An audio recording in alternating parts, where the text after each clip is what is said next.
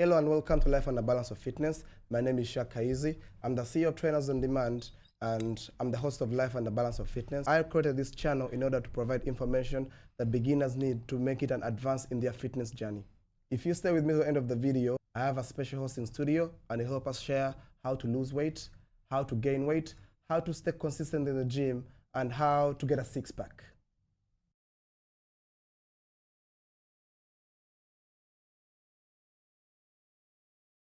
Fitness professional based in Dubai.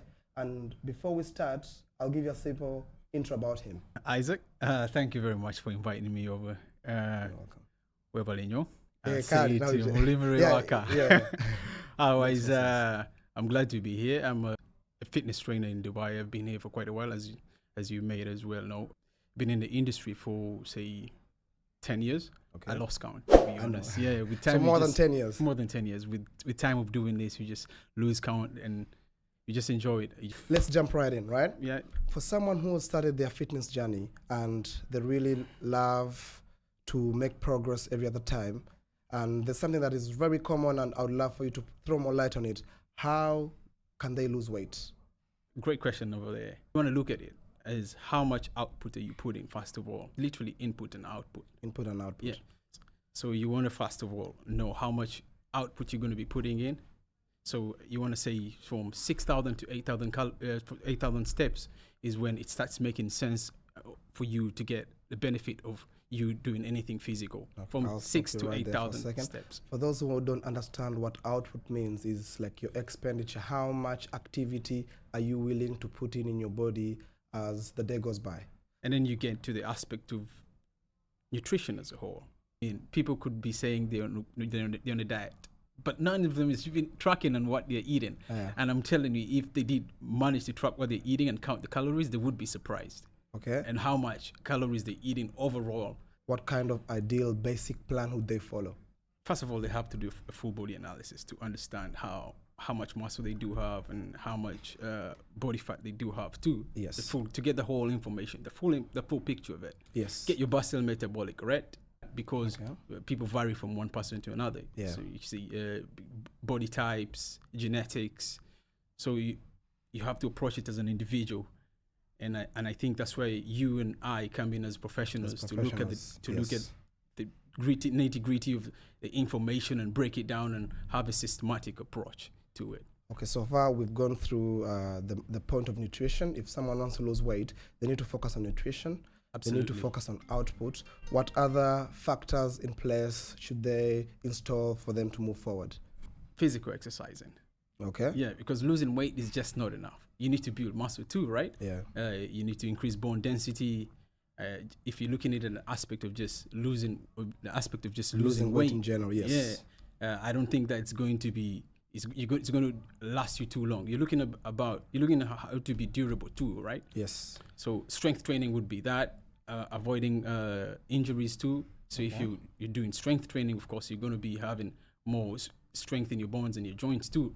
So speaking of strength training, what can somebody understand as basic knowledge for strength training? Good question. So we're talking about people that have just started out. They have never been to the gym. Gym. You could just start with just your body weight. Weight training, yeah. Okay. Dudes, you could do some push-ups. You could do some body weight squats. So anything that involves your body in motion. Yeah, it's resistance. And when do they advance to try and administer and start doing weights? That would depend on how they feel comfortable to maybe either put maybe 5 kilos to a 10 to a 15. You could literally just gauge it out. You could just start with air squats. Okay, so we've talked about nutrition. We've talked about working out, general output like steps. Do we have anything else like sleep or anything like we need to add on for them? We are trying to build a column where they'll try and outline and understand things that will actually help them move forward. You just mentioned that. Oh, yeah, you just mentioned that. That is underrated. I think sleep is super underrated. Okay. Like recovery. Yeah. That's it. You're recovering to be able to do more or be able to perform on your next visit to the gym.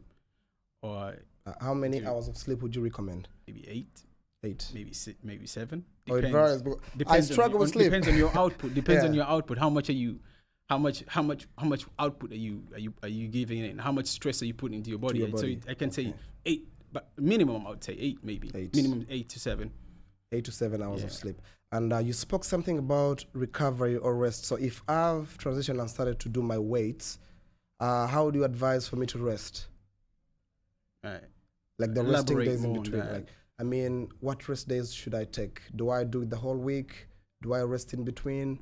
Mm-hmm. But you're talking about people who have never been. If you're talking about people who have never been to the gym, that's going to be quite very difficult for them to tell, because the first day in the gym, they're going to be sore for almost more than 3 days, right? Yeah, more than 3 days. So I would think if you're going to be sore, you're going to probably decide on that day to just either take a rest, and the day after that, you just decide to maybe take a walk, right?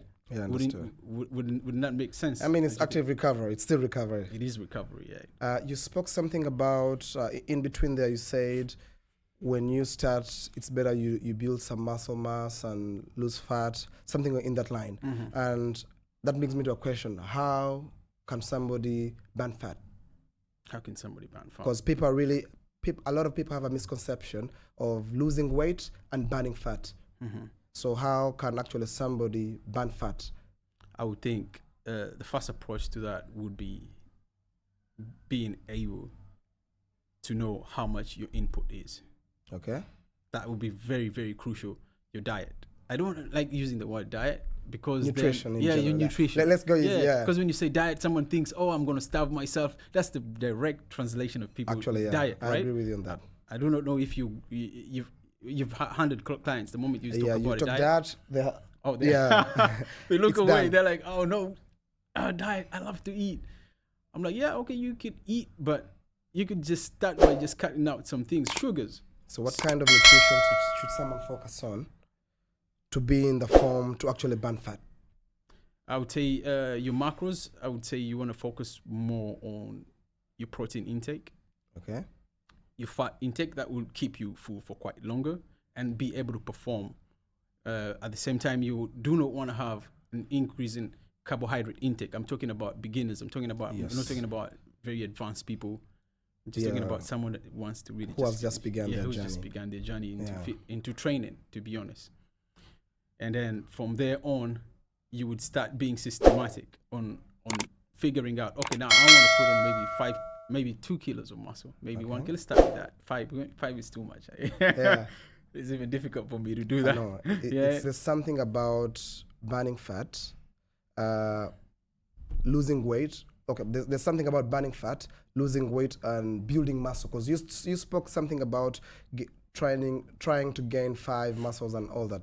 How can somebody actually burn fat and build muscle at the same time in the gym? Yeah, low impact cardiovascular training. You could not low impact training. You could be, I don't want to say cardiovascular, because the moment I say cardiovascular, then you've gone to heart and lungs, right? Yeah. So I'm saying low impact. When I'm talking about cardio, I'm talking about you probably getting on a treadmill and putting up on an incline and walking. You want to be in a 70% heart rate. I don't want to get into the nitty gritty, because of course your average person that is watching gets more confused, isn't it? And then you want to talk about them actually lifting weights. You literally have to lift weights. Okay. I think that's the quickest way for you to put on muscle and lose fat at the same time, right? Because you're building the muscle, you're focusing on the cardio as well. Yeah, you're focusing on being able to just keep your heart rate not too elevated, but at a perfect mid-range where you could be able to have a normal conversation with someone while doing it. So what average time would, if someone has chosen to do the low impact cardio or just in general, what time would you recommend for them to train per day? I would say maybe time per session. Per session? I would say 30 minutes. 30 minutes a day? Yeah, 30 minutes, and maybe you're talking about maybe 30 minutes for resistance training, or maybe even more, 40 minutes for resistance training, 20 minutes for low impact cardio. Okay. Maybe some people that don't have time, that would be, you just have to fix it in your daily routine. So just to break this and make this very clear for everyone watching out there, if you're trying to build muscle and burn fat, it's better you focus on strength training and add it with your cardiovascular training. yeah. That's the only way to make a change, yeah. I've had enough.